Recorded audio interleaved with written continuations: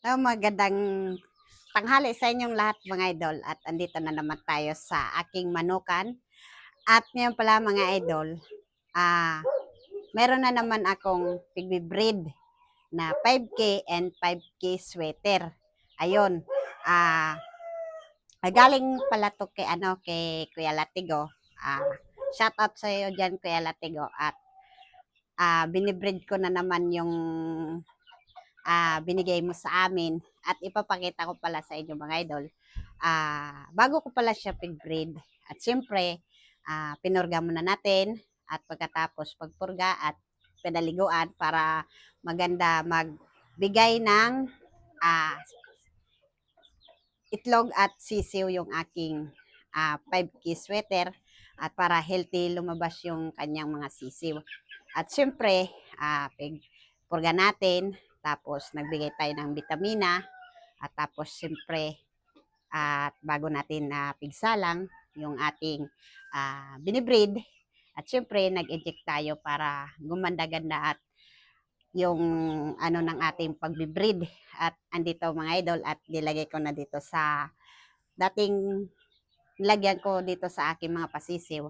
Kaso yung aking mga ah, bangkas at pinalakad-lakad ko na doon sa area sa likod para meron na naman akong i-breed at para makahabol kasi para magkaroon kami ng 5K sweater. At nandito mga idol yung aking binibreed. Ayan o. At nandito. At ang ganda ng aking broodcock. Ayan o. At syempre healthy at shiny. At saka yung 5K sweater. Ito, 5K sweater at 5K din yan. Ayan o. At ang ganda ng itsura niya o. At talagang bagay na bagay talaga siya i-breed. At syempre, malinis yung area. At meron na din doon na tapos lalagyan ko yan ng itlogan dyan sa baba. Kasi mas maganda yung sa baba na ilalagay natin yung Tapos para hindi ma-stress din yung ating broodcock. Tsaka yung ating Tapos laging may babad na tubig.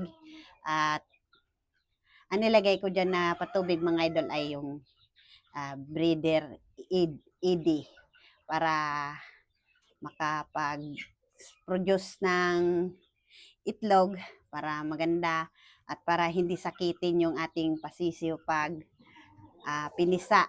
At ayun, i-update ko kayo mga idol dito sa aking pigbe-breed kasi napakagandang broodcat to, tignan nyo. At ang tindig pa lang. At pag ang inyong broodcat mga idol, pag sagana sa vitamins, maganda yung kanyang itsura at hindi lang natin sila bubugbugin sa mga sa mga antibiotic.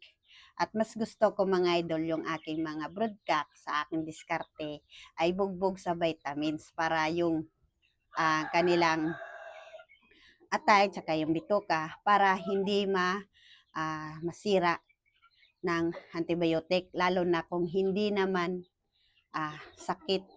nagkakasakit ang inyong broodcock. At pag ganito, mas maganda kahit araw-araw natin silang i-vitamins at kita nyo naman ang itsura.